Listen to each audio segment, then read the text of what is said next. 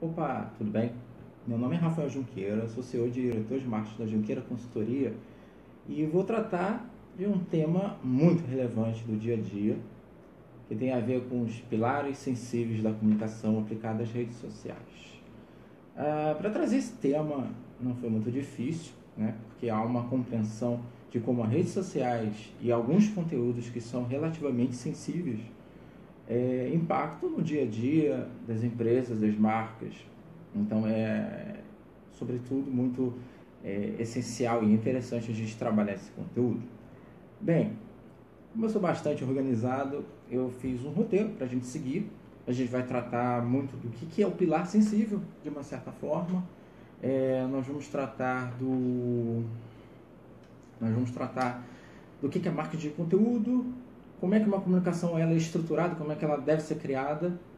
E vamos falar sobre os cases, né? Potencialmente sobre os casos em que o marketing de conteúdo com esses pilares sensíveis acabaram impactando até de forma negativa a imagem dessas empresas. Vamos lá? Bem, eu vou apresentar o tema para vocês, apresentar como é que a rede social ela está estruturada hoje em dia, o que ela tem de representação para as marcas e para o público. As marcas não são as únicas detentoras desse conhecimento, e isso passou a ser cada vez mais uma autonomia para o próprio público, que agora detém também o poder de criar conteúdo. Vou falar sobre a anatomia da comunicação. Pode parecer um pouco complicado na hora de falar isso, mas a anatomia da comunicação é praticamente como é que a estrutura de uma mensagem é construída. Ela tem que ser simples, ela tem que ser clara, como é que ela pode ser posicionada, quais são os melhores formatos, qual é o tipo de cautela que tem que ter em relação a esses tipos de formato, né? No vídeo você é mais expressivo, no texto você tem que tomar cuidado porque a interpretação ela pode ser dúbia, porque você não tem a presença da fisionomia, do gesto, né, da expressão facial que tanto ajuda na hora quando você passa esse conteúdo. Nós vamos falar sobre os pilares, que são 6 pilares, ao longo de 4 anos. Eu estudei e trabalhei muito com redes sociais e durante as minhas consultorias eu pude definir pelo menos 6 pilares que são extremamente reativos. Reativos porque as pessoas reagem extremamente fortes em relação a eles. E vou apresentar os cases, né? Vocês devem estar vendo que eu estou olhando para cá, mas é justamente para a gente se manter no tema.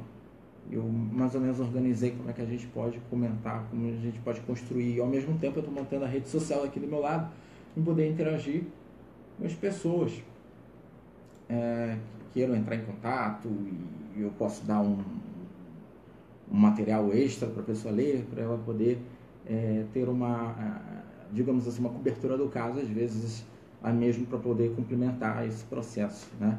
Que ela vai ter interesse e acaba tendo mais um material. E é bom ter esse contato, essa interatividade. Sejam bem-vindos e vamos começar. Bem, por que escolher pilares sensíveis? Bem, pilares sensíveis da comunicação do conteúdo é um fato que a gente vê recorrente. Todos os dias você vê a empresa publicando post, fazendo campanha, ações, tudo para criar uma interação com o público. E muitas vezes você vê muitas dessas campanhas saindo pela lateral, porque ela não atinge o público, ela atinge tudo, menos o público. Não cria conexão e o público fica sem saber o que está acontecendo. Uma parte fica sem saber o que está acontecendo e a outra parte reage. Não gostei disso, isso foi muito ofensivo. Vocês não fizeram a comunicação dessa forma. Então, o pilar sensível ele acontece em vários momentos. De uma escala de 1 a 10, qualquer conteúdo sensível já começa com 7. Basta você citar, você já tem uma discussão inflamada. Muito embora os pilares sensíveis possam ser aplicados para obter resultados positivos, dentro dessa live eu vou abranger as marcas que tiveram problemas com eles. Por quê? Porque os pilares sensíveis geralmente é um assunto polêmico. é uma questão de política, é uma questão de religião, uma questão de etnia racial, que muitas vezes as empresas utilizam, mas sem se ater exatamente à comunicação dela do dia a dia. E isso, obviamente, impacta negativamente na empresa, e a gente vê muitos casos de empresas simplesmente utilizando esses conteúdos sem se ater ao que realmente aquele conteúdo vai servir para a reputação dela. Certo? E por que eles são sensíveis? Por que são pilares sensíveis? Porque, sobretudo, esse conteúdo atinge a crença pessoal. Quando você trata de um assunto como religião, você pode citar qualquer assunto, e se esse assunto contrariar o que a pessoa acredita, mesmo que você tenha feito esse assunto, essa abordagem até sensível à situação, sem criar implicância, digamos assim, a pessoa vai reagir emocionalmente, tão carregada como se você tivesse xingado ela.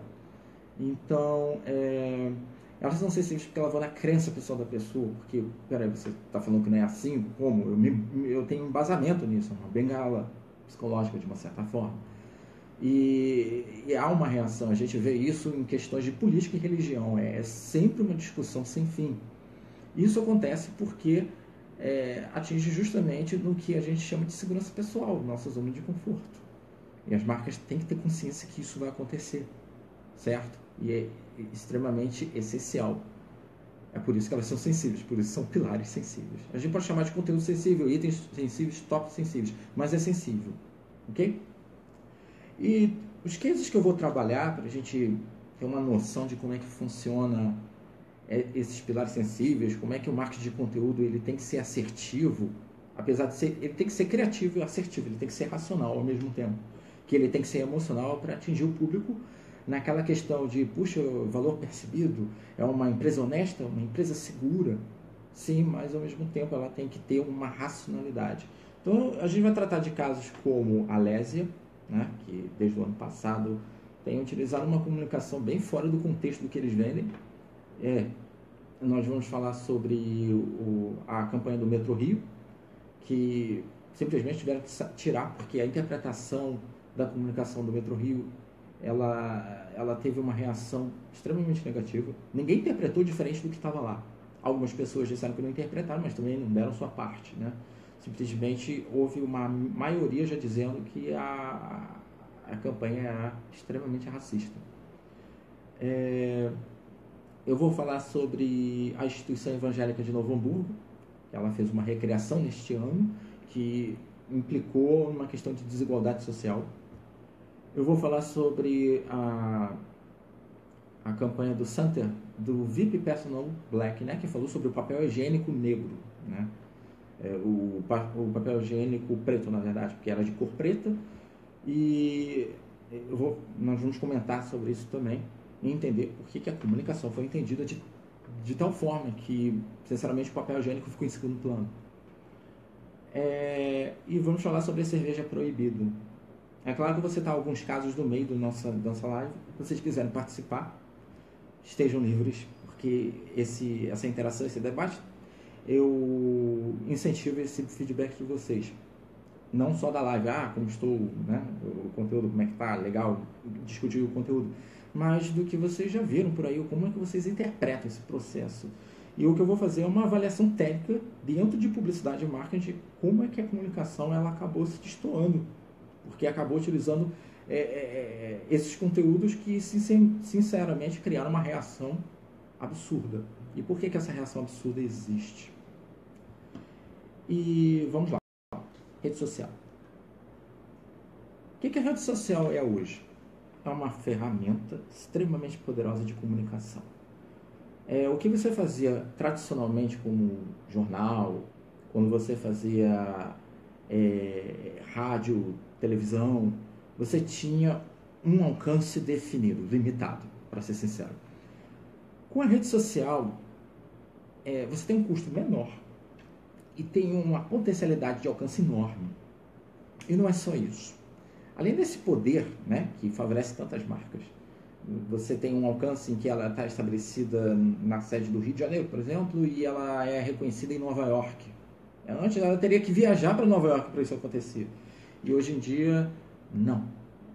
Isso mudou. E é aí que mora a vantagem e o perigo, porque a potencialidade de pontos positivos também vai para o negativo. E nós temos, infelizmente, a tendência de valorizar mais o que é negativo. Ele me irritou, agora eu vou queimar o filme dele.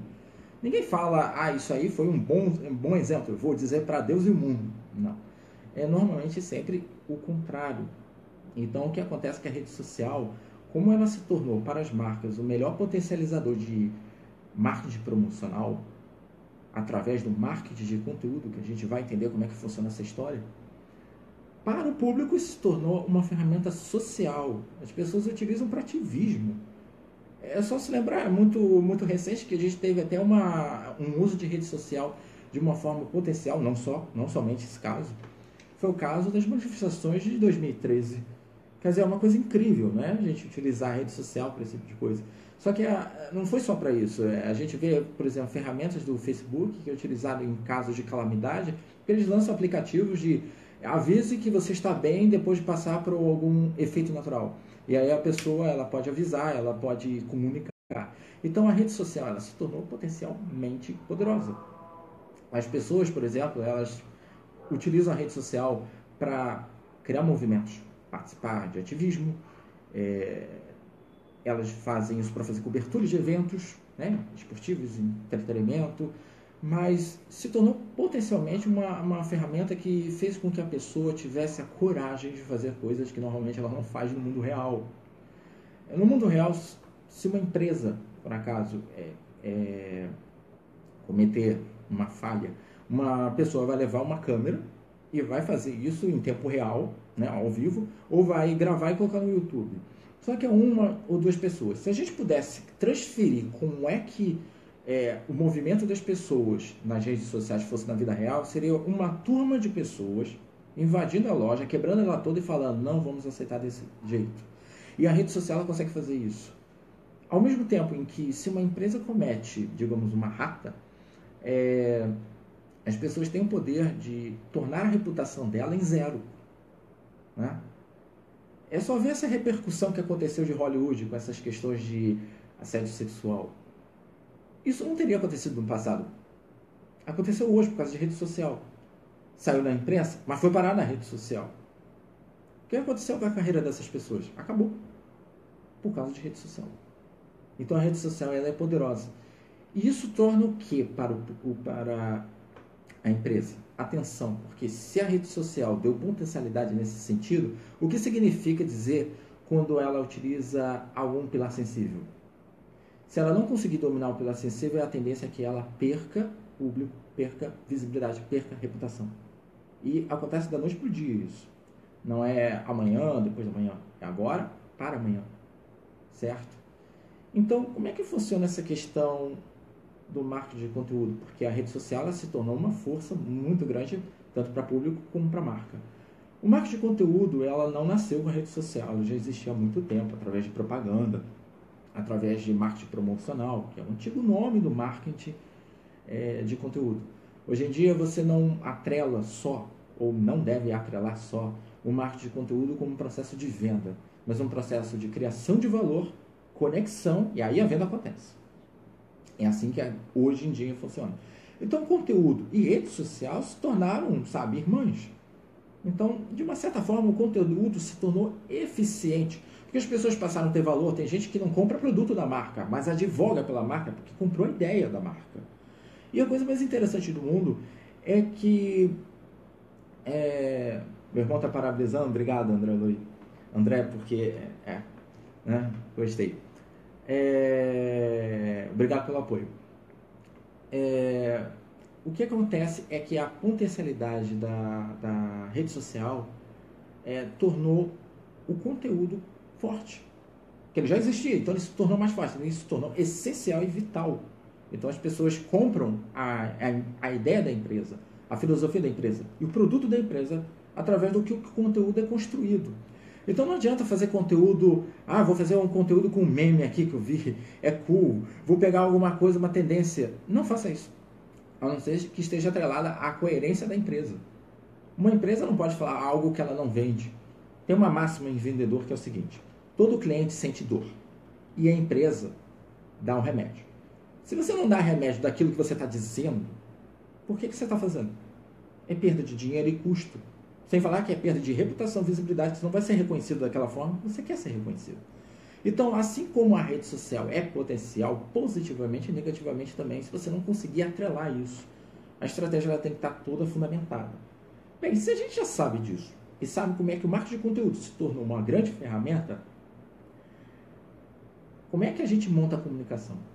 Antes da gente passar para os pilares e entender quais são os pilares. Eles fazem parte disso tudo. Bem, sobretudo a comunicação ela não pode ser complicada.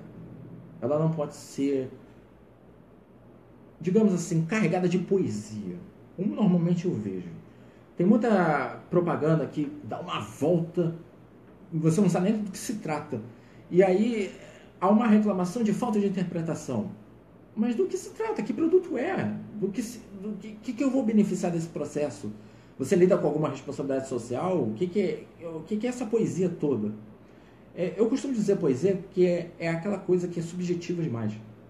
Quanto mais uma ação publicitária, seja ela uma campanha, uma publicação, um post, um vídeo, uma comunicação até mais simples do mundo, se ela for muito complicada, além de gerar desatenção de quem está absorvendo aquele conteúdo, também vai gerar uma má interpretação. Isso é sem sombra de dúvida. Então, a marca ela tem que ser, sobretudo, uma comunicação direta. Eu até elenquei aqui alguns itens, como se fosse o que geralmente eu faço para os meus clientes em consultoria. Eu monto sempre um planejamento estratégico, onde eu vejo vários cenários do que já aconteceu de ruim e de bom e apresento. Olha só, você quer chegar nesse objetivo, então a gente tem que atrelar dessa forma. Então, geralmente, esses passos eu passo quando a gente vai fazer uma construção de conteúdo. Comunicação direta e simples. Não dá rodeio. Comunicação muito robusta. Não é criativa, criatividade não tem nada a ver com isso. É você dar voltas demais sem dizer o que você quer dizer. Você quer dizer que é um cara sofisticado. Não adianta, fala logo o que você quer dizer. Porque você evita de ter um ruído no meio do caminho. No ruído de publicidade, a gente diz que é aquilo que gera obstáculo.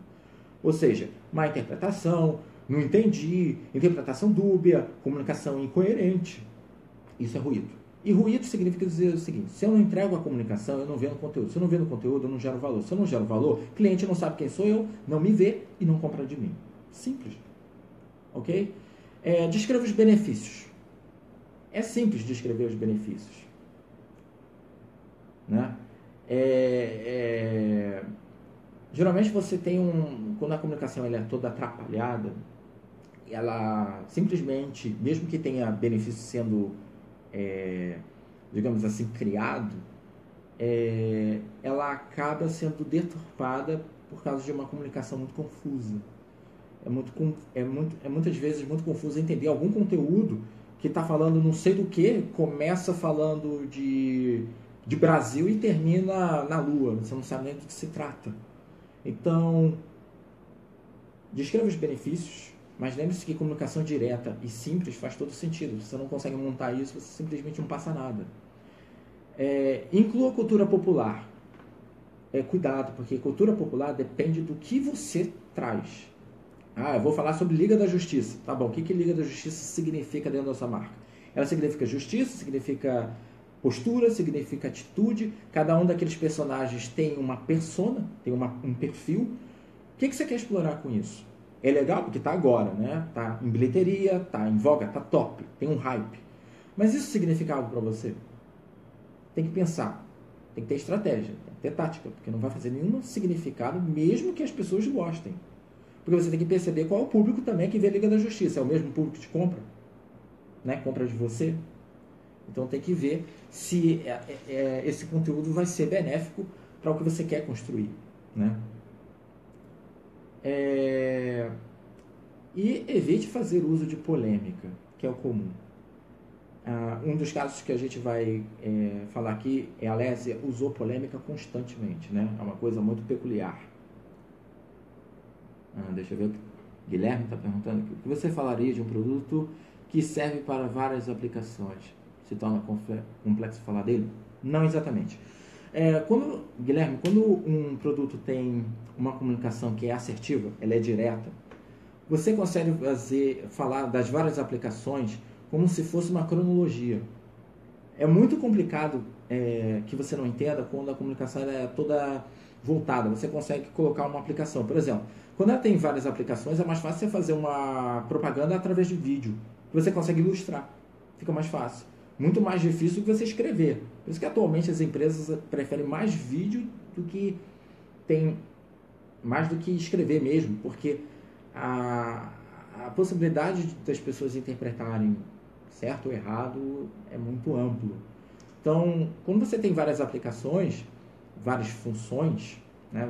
Por exemplo, se você pegar um telefone celular, que serve para telefonar, serve para acessar a internet, serve para anotar, colocar coisas na agenda, não é difícil de você ensinar isso. Geralmente, o que a empresa faz? Ela mostra no celular e vai pulando pop-up para todo lado. Serve para telefone, serve para selfie, serve não sei para quê. A comunicação é direta. Se ela demorar, o telefone é filosófico, traz reflexão, inclusão, acabou. Aí, falar sobre as aplicações, as várias aplicações do produto, vai se tornar homérico, ninguém vai entender nada. E a empresa vai acabar até entrando, sabe, em ofensa, porque vai se confundir. Vai falar que as pessoas não sabem utilizar um equipamento, porque as mesmas pessoas não estão entendendo a comunicação. Então, fez a comunicação direta, com inclusão de uma cultura popular dentro da coerência, e sem uso de polêmica, você não vai ter problema em explorar quando você precisa falar que aquele produto é multiuso, vamos dizer assim. Espero que eu tenha respondido a sua pergunta, e é bom que você tenha participado também. Bem, o uso de polêmica eu posso dizer de um caso muito interessante que aconteceu em 2016, no ano passado. Agora eu não me recordo exatamente se foi em 2016 que aconteceu a repercussão que gerou esse problema. Bem, o que aconteceu é o seguinte: uma escola de natação no Rio Grande do Sul, que eu não vou dizer o nome, já dizer a localização, a pessoa já vai buscar, vai procurar. Isso já dá má imagem para a própria empresa. A escola de natação do Rio Grande do Sul usou a foto daquele menino sírio, daquela criancinha de 3 anos de idade, que se chama Aylan Kurdi, que ele morreu afogado da travessia da Turquia para a Grécia. O que ela fez? O que essa empresa fez? Pegou a foto do menino, colocou no anúncio para poder arrecadar matrículas. O problema já se caracteriza pelo uso da imagem na publicidade. Tem contexto? Tem contexto. Mas é incoerente colocar porque você está fazendo o que ali? É quase um deboche, né? Porque existe uma chamada que caracteriza o deboche. Já o uso já seria terrível. Que, olha só, mais ou menos como é que eles escrevem. Mais ou menos, está escrito assim, exatamente. 9 meses para nascer, 3 anos para crescer e 2 minutos para ficar sozinho. Em 1 minuto pode morrer afogada, a criança. A criança tem 3 anos de idade. O uso da polêmica nesse sentido chamou atenção? Claro, chamou atenção para todo mundo. Acabar com a empresa, ela ser denunciada e ela perder visibilidade. Agora, quanto tempo ela vai demorar para levantar isso? Porque a maior parte das pessoas só ouviu falar nessa empresa através do uso dessa polêmica. Foi necessário usar essa polêmica? Olha, você não precisa estudar muito para você saber que não é, apropriado. Né? E acaba o marketing, de uma certa forma, aí eu tenho que dar uma nota, ela acaba sujando o nome do marketing, como se o marketing fosse tudo a qualquer custo. Não é. Isso que foi feito para essa empresa não é marketing. Eles não fizeram marketing em nenhum momento. Eles não fizeram planejamento em nenhum momento, para ser sincero. Então, não use polêmica. Vai chamar atenção? Sem sombra de dúvida. Mas você quer criar sua reputação baseada nisso? Porque polêmica, ela chama atenção, mas não necessariamente retém alguém. Ok? Então, agora vamos falar sobre os pilares. Estou fazendo mistério sobre os 6 pilares até agora, né? E eles são o protagonista dessa live. Quais são os 6 pilares? Bem, durante 4 anos, exatamente, eu tenho trabalhado insistentemente com redes sociais. Eu trabalho com redes sociais há mais tempo que isso. Mas como as redes sociais se tornaram, obviamente, o maior produto de uso, produto e ferramenta de uso das empresas, é normal que eu acabe tendo que identificar fatores que poderiam evitar o quê? Problemas e gerar mais lucro. Eu ter menos obstáculos e ter mais campo aberto. Então, os seus pilares são os seguintes. Etnia. É o primeiro pilar. Tá? Etnia racial, cultural. A primeira coisa que a gente vê quando ouve falar em etnia é raça negra. Né? Um dos cases que eu vou falar bateu exatamente nessa questão, que é no caso da Santa, que falou sobre o papel higiênico negro. Naquele caso, nunca a cor negra foi o problema. Foi outro problema. E atingiu uma certa parte do público, em que, de uma certa forma, a empresa deveria ter previsto esse cenário. Porque não é a primeira vez que isso acontece. Então, tem que tomar cuidado. A empresa quer lucrar, não quer? Então, ela não quer perder tempo com discussões que não tem nada a ver com o produto.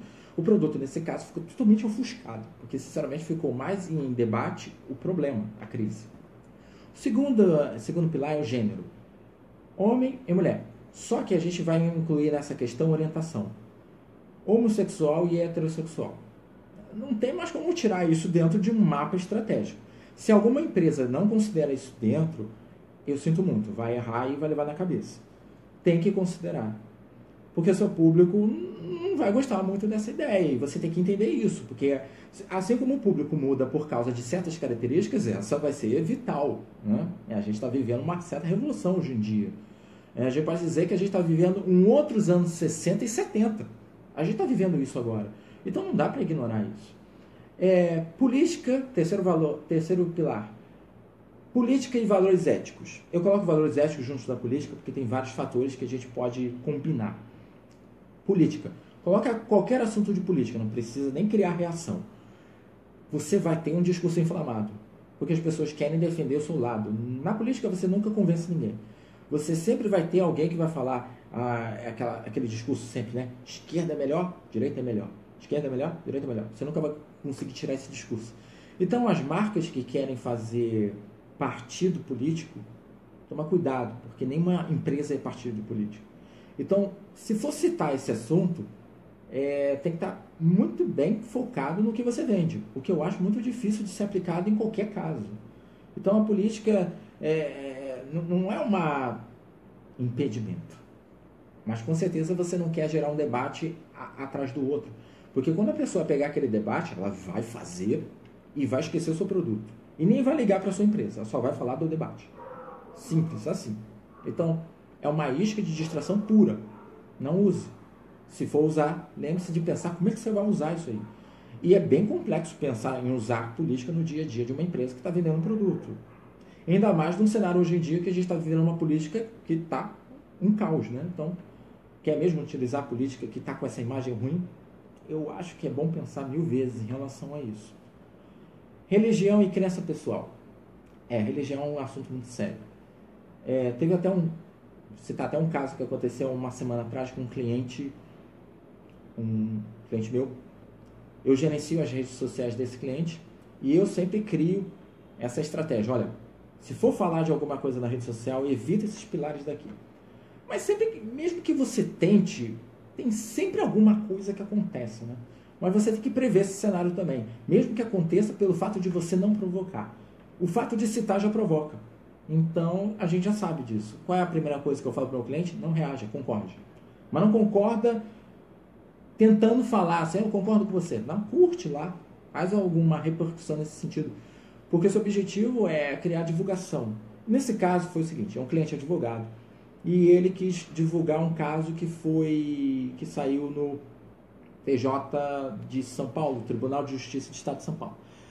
Do que se tratava? Era uma decisão que deu direito a um condômino, um morador, de utilizar um objeto sagrado, crucifixo, algum objeto que signifique da religião dele lá na porta dele. Só que a convenção, a regulamentação do condomínio impedia disso acontecer. Então entrou na justiça e ele teve o aval. O problema não foi a decisão, o problema foi o post na decisão, que dizia o seguinte: costumes. Esse termo, somente esse termo, gerou um comentário. Não é costume, é objeto sagrado. Ok? Imagina se entrasse na discussão, por causa de um termo, por causa de uma religião. E por que isso é importante saber? Por que é bom não inserir isso dentro daquilo que geralmente as pessoas falam? Geração mimimi. Porque, na verdade, você não quer se ater a essa classificação. Você precisa entender seu público. Seu público reage com isso, então entenda. Não coloque.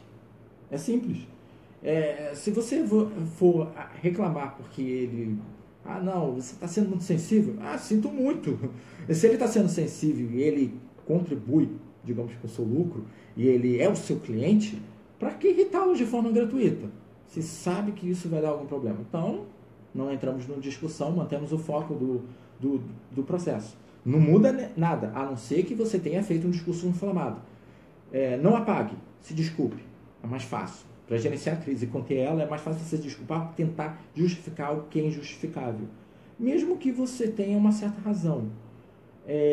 Mas, às vezes, o discurso não vale a pena.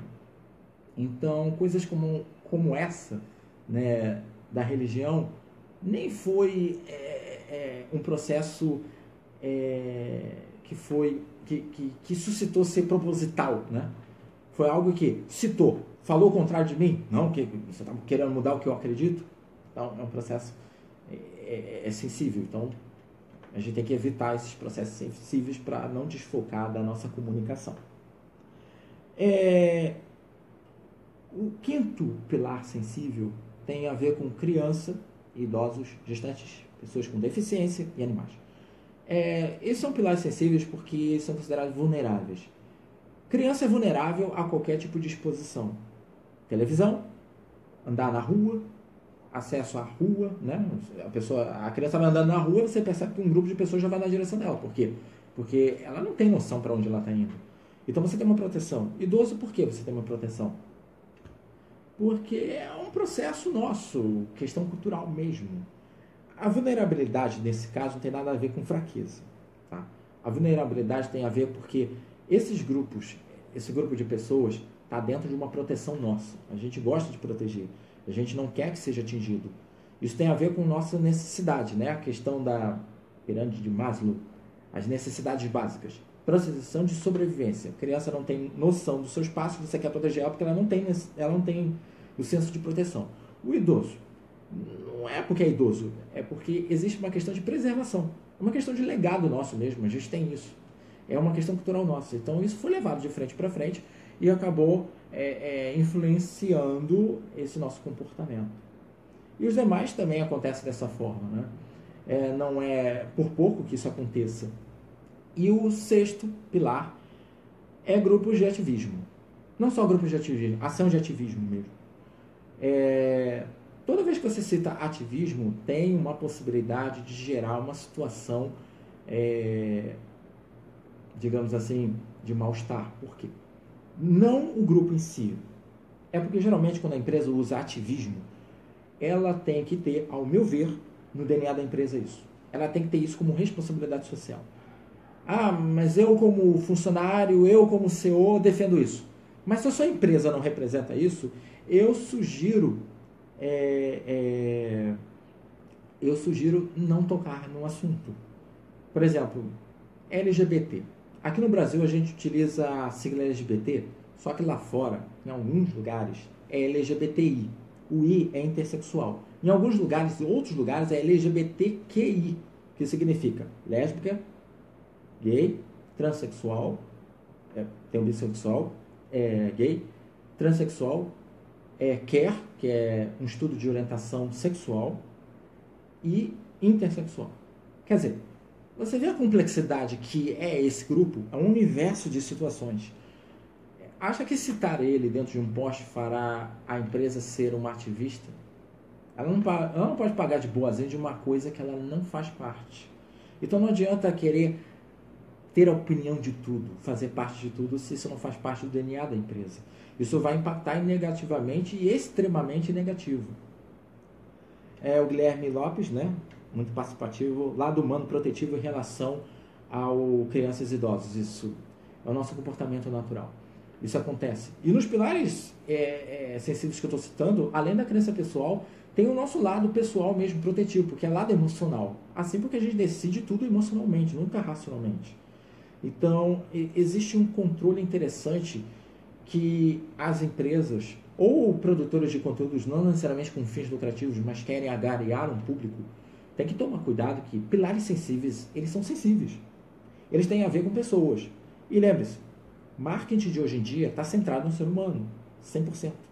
Então não tem essa questão de, é só por marketing de conteúdo. Não, é marketing completo. As empresas têm que ver ser humano, porque são empresas falando do ser humano? Não. São pessoas negociando com seres humanos. É muito simples entender dessa forma, porque aí vai perceber que, eu tenho que ter cautela com esse conteúdo sensível, porque eu vou atingir neles. Exatamente.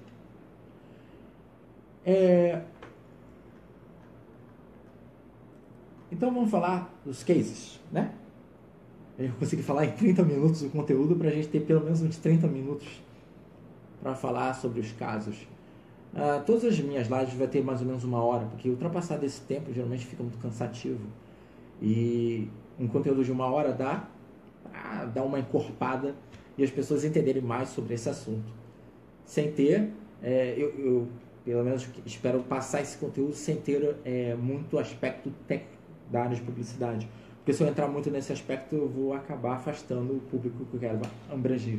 Né? Porque como eu sou consultor, eu trabalho na consultoria sendo praticamente um professor da própria empresa. Eu dou educação corporativa.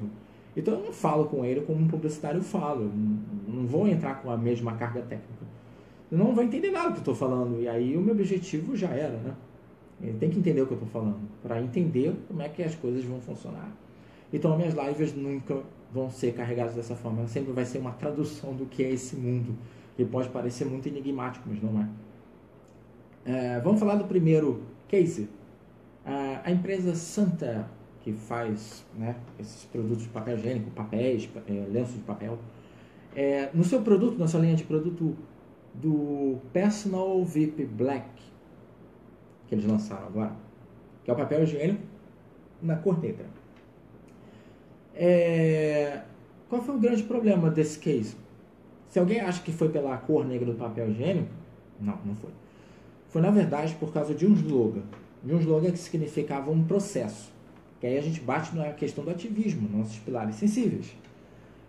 O movimento da consciência negra. Mas o que isso tem a ver? Por causa do negro? Não. Por causa do Black is Beautiful. Isso pode significar qualquer coisa para qualquer outro grupo. Mas a gente tem que pensar o seguinte, nós temos públicos em potenciais. Tem um público que nem vai se importar com isso, porque é um público que não é atingido por isso. Tem um público que vai se solidarizar, mas ele só vai se solidarizar. Poxa, eu entendo, vocês não deveriam ter utilizado isso. E vai ter o público que vai com um indente em cima, que é o público que é beneficiado pelo esse movimento.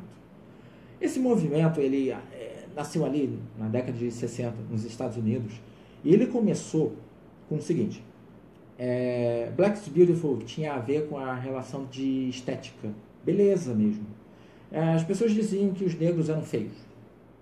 Era uma coisa assim, não era simples, mas isso é ofensivo, falta de educação, uma falta de respeito.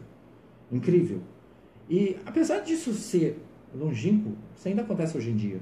Então esse movimento, ele, a soma de outros movimentos, criou essa defesa, né? Criou a defesa de, não, peraí, eu estou instruindo as outras pessoas a respeitar as outras pessoas, em especial os negros, não em especial a todo mundo, porque é a mesma filosofia de Martin Luther King. Ele tinha um sonho de que todas as pessoas se respeitassem, independente da cor. Então, isso é inflamado. As pessoas lutam por isso. Tem pessoas que morrem por isso. Então, eu não sei qual é a razão de usar Black is Beautiful. Há alguma razão para usar? Sinceramente, sabendo que esse slogan tinha um movimento social extremamente forte. Quer dizer, se fosse de agora, de 3 anos atrás, eu acharia que seria até perdoável. Bem, você não sabe, ainda não popularizou. Mas isso é de 50 anos atrás, como é que não sabe disso? Então, é um problema sério. É um equívoco que não deveria ter caído. Que, obviamente, não seria difícil de consultar uma base de saber que isso daria problema. Já dá problema se você citar alguma coisa. A comunicação toda da Santer se tornou um pouco incoerente, porque você tenta criar outras indagações. Além do pilar sensível, que é esse caso, você consegue criar algumas classificações, que você tem etnia, causa social, política e gênero. Por quê? A atriz que fez a garota propaganda, a atriz Marina Rui Barbosa, ela se vestiu de papel higiênico negro para poder representar a sofisticação e o luxo que é transmitido pela moda, né? A moda usa o preto como material de luxo, de classe. Mas a minha pergunta é, papel higiênico não é utilizado para vestuário, sinceramente. Guilherme Lopes colocou aqui a notícia, né? Muito boa contribuição, para vocês entenderem mais ou menos como é que funcionou. E voltando, qual foi o objetivo de fazer ela ficar vestida de papel higiênico? Papel higiênico não é roupa, você não usa. É sofisticado? Legal, mas você não vai usar com papel higiênico no meio da rua. Sinceramente, eu não sei, não entendi essa comunicação. Ela foi incoerente em uma parte e totalmente imprudente em outra. Então, quais são os benefícios do novo papel higiênico? Ele é mais macio? Ele é impermeável? Ele dura mais tempo? Acho que ninguém nunca vai saber disso. Porque é o maior objetivo. A comunicação não foi direta. Ela falou de movimento social, falou de moda, que é sofisticado da moda, mas não falou do objetivo, do benefício do produto. Eu sinceramente não entendi nada da peça. E acho que uma reavaliação estratégica seria dizer apenas o papel higiênico. Sem falar da analogia, né? Movimento negro, papel higiênico. Qual é a função do papel higiênico? Bem, eu vou parar por aqui em relação do que significa comunicação nesse caso. Então foi uma deturpação, uma falta de interpretação do público? Não, o público interpretou, acho que mais certo do que nunca, porque foi isso que foi passado. Vamos falar sobre Alésia. Só para avisar, nessa live, aqui em cima no post, se vocês clicarem em ler mais, vocês vão ver 3 artigos que eu criei, pelo menos para cada case que eu estou fazendo aqui. No caso do Santer eu não fiz porque ainda não deu tempo, é muito recente. Então ainda não fiz uma análise específica do caso, que tem a ver com essa comunicação aí que ficou mal interpretada, junto com esse problema que ganhou mais foco do que o próprio papel higiênico, né? No final das contas ele não é nem segundo plano, ele se tornou coadjuvante e saiu no meio do ato. A Lésia tem um artigo em cima, não é necessário ler agora, porque na verdade essa análise que eu fiz da Lésia foi uma análise de o que o posicionamento da comunicação dela gerou para ela. Resumo, perda de engajamento e perda de potencialidade de rede social. É claro que é uma análise superficial, porque eu não tenho dados internos, mas eu tenho dados do que eu tenho pelo posicionamento do que o Google pode me dar. Então, se o Google Oráculo disse que eles não têm mais posicionamento, é praticamente lei isso.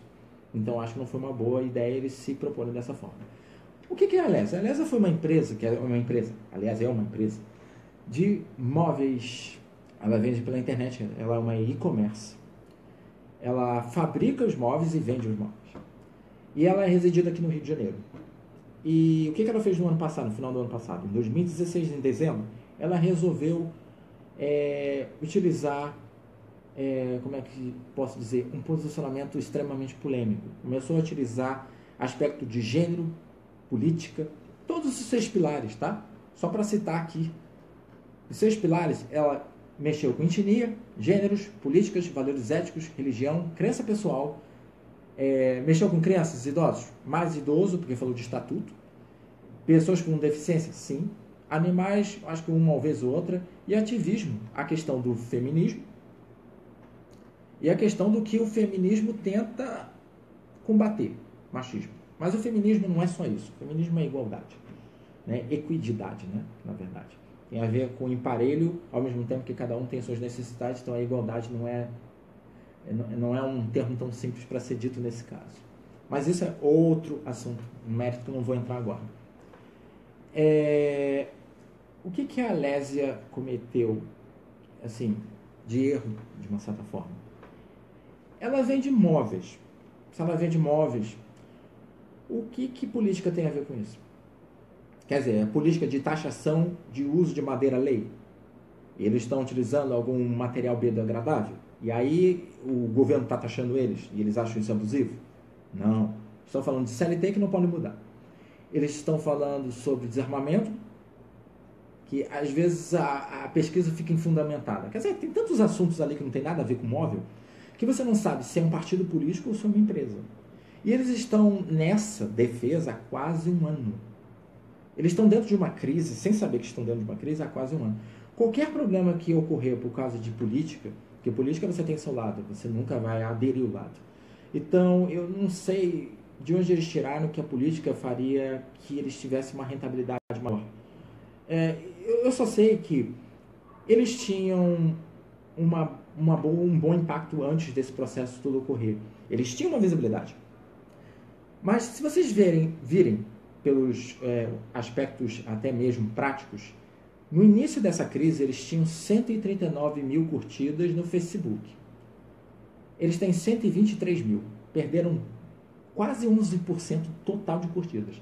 E isso no período pós-crise. Isso porque, não é porque as pessoas não estão gostando do produto, é porque eles discordam de uma crença pessoal do público. Quer dizer, o discurso não é mais produto. Agora imagine o quanto que eles vão ter que investir no Facebook, que eles já têm essa política de restringir a visibilidade. Hoje em dia a visibilidade do Facebook é 0,03%. Imagina quanto que eles vão ter que investir em patrocínio para voltar a ter uma visibilidade para os produtos. É muito dinheiro. Aí depois fala que marketing é caro. Não é. Um marketing bem feito evita isso. Ele gera o lucro. Então, obviamente, a gente tem um disparate de problemas aqui. A Lese, ela, digamos assim, entrou num ciclo vicioso e ela não sai disso, achando que isso está gerando uma boa. Boas curtidas do meu porte significa mais dinheiro. Quanto que você pode dizer que essas curtidas estão gerando dinheiro? Bem, você não tem como dizer, então por que continua dando conteúdo que você não vende? Qual é a maior questão? Por que eles continuam? Bem, eu acho que é porque ainda não entenderam como é que funciona a questão de marketing. Aí em cima eu fiz o post em relação à Lese. É um post enorme no LinkedIn. E que fala sobre como é que a rede social, a visão deles dentro do Google e do marketing digital, vamos dizer assim, foi impactado de forma negativa. O outro que a gente vai falar aqui é a Instituição Evangélica de Novo Hamburgo. É uma escola de ensino médio e ensino fundamental que nesse ano, todos esses, exceto a Lese que aconteceu no ano passado, mas entra nesse ano, né, com tudo, esse da Instituição Evangélica de Novo Hamburgo, ela fez o seguinte: durante o período de cursos pré-vestibulares, eles fizeram uma recreação com os alunos, porque nessa época a pessoa fica super tensa, estressada. Eu passo, eu não passo, se não passar fica aquela depressão toda. O que a escola fez? A intenção foi boa, a abordagem foi ruim. Eles pediram para os alunos se fantasiarem de todas as profissões que eles escolheriam caso eles não conseguissem passar no vestibular. Quer dizer, caso você fracasse na prova, o que você seria, o que você optaria de ocupação se você não fosse universitário? Lixeiro, empregada, que mais? Obreiro, né? Pintor, né? Pessoal que trabalha na obra. Então quer dizer que a pessoa que não passou no vestibular e o que você considera uma pessoa que não tem sucesso, no caso, vai ter essas profissões. Bem, há um problema, porque é uma instituição de ensino. Ela está ensinando para os alunos como é que eles vão se portar lá no mercado de trabalho. Quer dizer, não é que nem a faculdade. A faculdade, ela não necessariamente garante alguma coisa. Diploma nenhum garante, né? Eu não tenho dado aqui comigo, mas pelo que me lembro, o maior número de desempregados é que tem diploma debaixo do braço. Então, eu não vejo que colocação é essa, que fundamentação foi essa aí. Mesmo que fosse para fundamentar. O problema foi a imagem errada. Peraí, como assim? Muitas dessas pessoas não é que não tiveram a chance, ou que não tem chance, não tem oportunidade, não tem a mesma oportunidade. Então, o maior problema foi também esse processo, né? Foi tentar justificar. Aí criou mais crise. Eu criei um artigo sobre isso também. Tá no LinkedIn também, tá aí em cima, né, no post.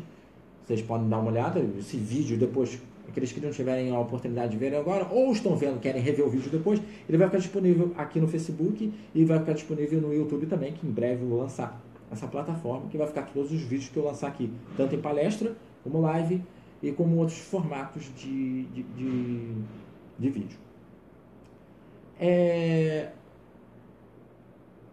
Nesse caso da instituição, quando você taxa desse jeito, você cria uma categorização, que é a rotulação. O problema foi a rotulação. Não que você não possa discutir, você poderia discutir isso, mas não existe uma profissão para fracassado, não existe isso. Existem condições. Então, o que eles ensinaram para esses alunos? Que eles têm que ter preconceito. Isso não é bom. Essa foi a discussão. Peraí, a escola está ensinando isso aí? Não, a escola tem que ensinar, nem que seja base ética. A gente aprende filosofia, a gente aprende educação em alguns lugares, em casa, em outros lugares. Mas isso é etiqueta. É uma questão de saber lidar, né? Então, a escola acabou furando com o papel dela. Não totalmente, a gente não vai generalizar. Errou uma vez, errou tudo. Não, não é bem assim. Foi uma abordagem errada. Talvez eles não tenham nem percebido o universo dos problemas. Talvez eles não tenham tido esse impacto. Caso do Metrô Rio. Caso do Metrô Rio, o problema foi na comunicação e o problema foi em tudo, né? Sempre que eu analiso algum case, sempre que eu analiso alguma peça, eu sempre analiso de uma forma analítica. Se você colocar o lado pessoal, você vai xingar aquilo até não poder mais. Não, como é que eles puderam fazer isso? Que ofensa, que terrível. Não, peraí.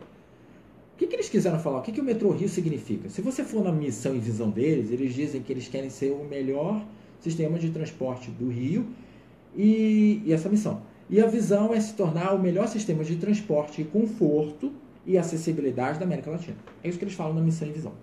O dia a dia a gente consegue ver isso, aos poucos a gente consegue ver a expansibilidade. Só que eles ainda têm muito chão para andar e, infelizmente, toda empresa tem sempre problemas, né? Tem problema de atendimento.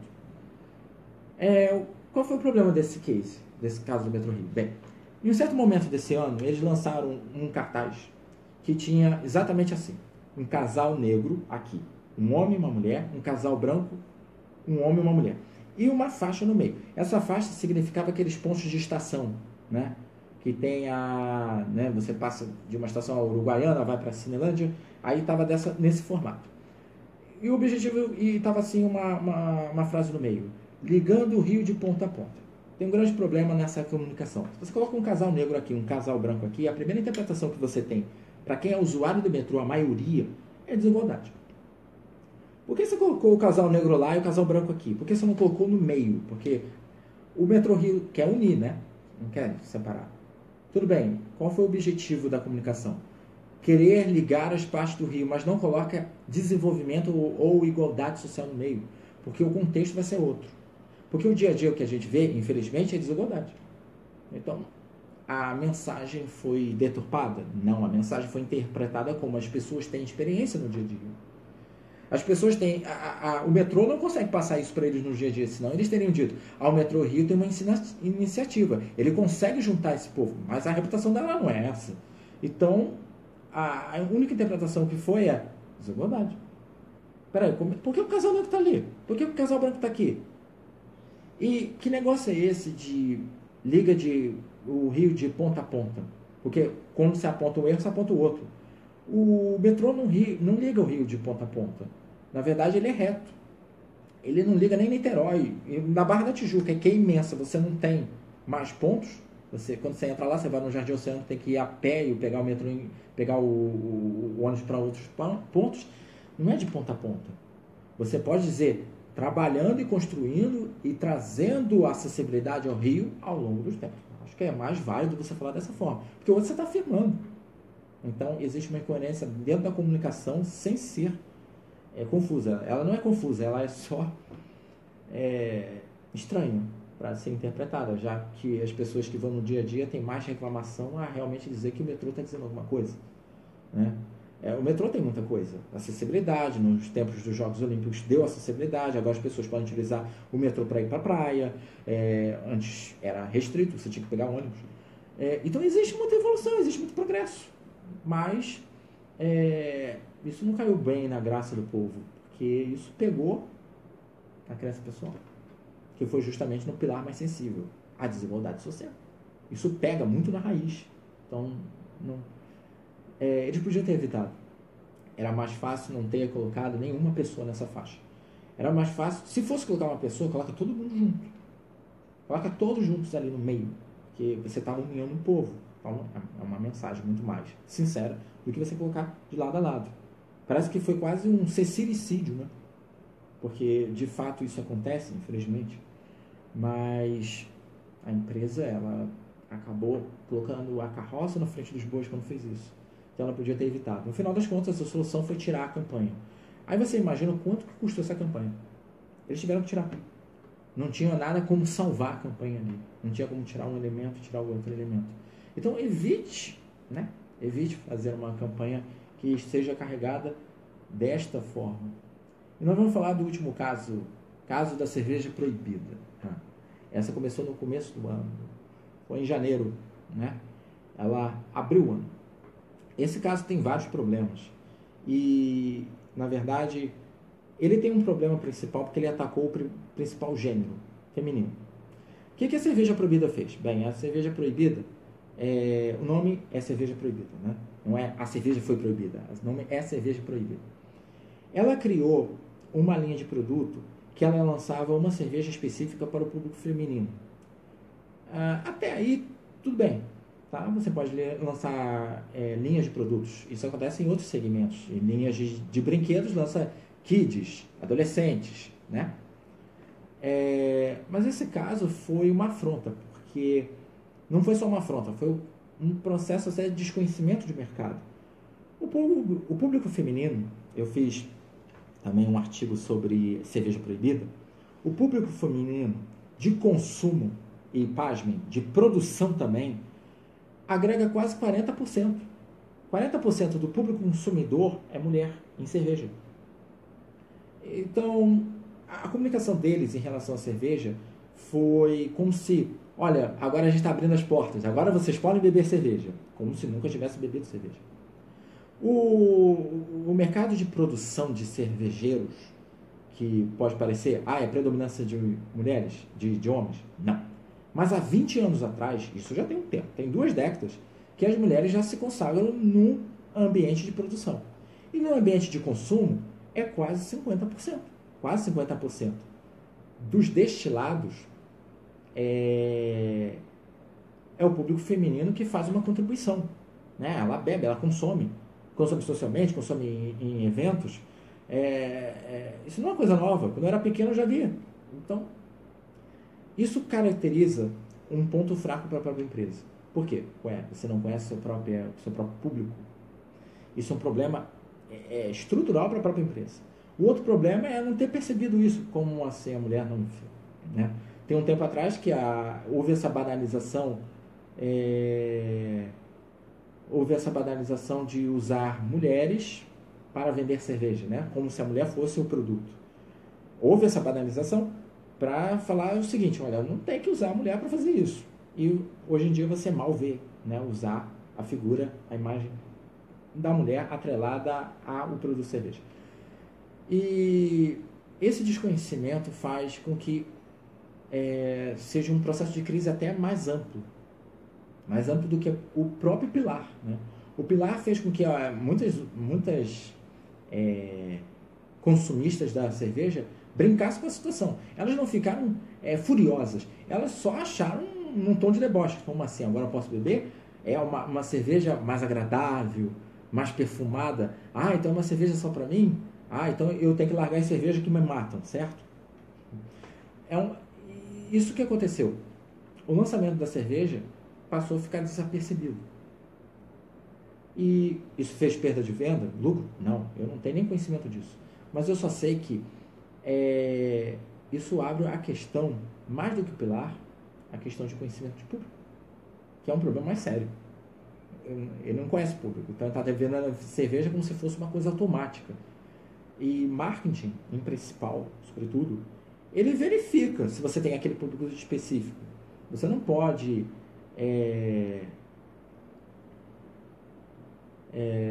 Você não pode simplesmente jogar o conteúdo, porque hoje você tem um público segmentado, né? Até mesmo dentro da cerveja tem pessoas que gostam da Heineken, tem pessoas que gostam da Devassa, e tem pessoas que não necessariamente consomem a cerveja, eles consomem o produto, o valor, a marca. Né? São os entusiastas, eles não são as pessoas mesmo que lidam com isso. Vai verão, vem verão. Eu não sei se é o que eu estou pensando. Eu não sei em específico qual foi esse caso. Eu acho que eu já tenho um tempo. Acho que é alguma coisa sobre isso. Da Taipava. Não sei se tem a ver com a questão de automatismo que eles utilizaram.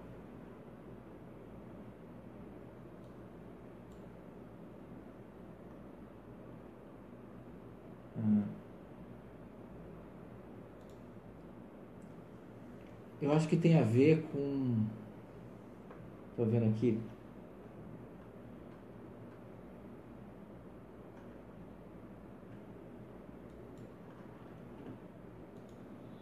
Não, eu desconheço. Quer dizer, desconheço não. Eu já tinha visto isso, mas eu acho que já passou um tempo. Então eu não consigo criar pelo menos uma análise sobre isso. A garota de Taipava. Só que já tem um bom tempo que eu não ouço falar. Eu fico devendo essa. Fico devendo. Mas deve ter sido alguma coisa de imagem da mulher, alguma coisa nesse sentido. Estou tentando achar alguma coisa aqui que seja nesse sentido. Mas eu fico devendo. Tá? Eu gostaria de ser um pouco mais assertivo, porque eu gosto de falar sobre, né, o que poderia ser.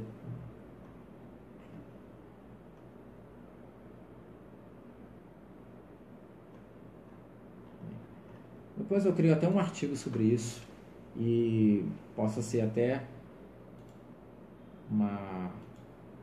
posso criar até um conteúdo até direcionado a explicar o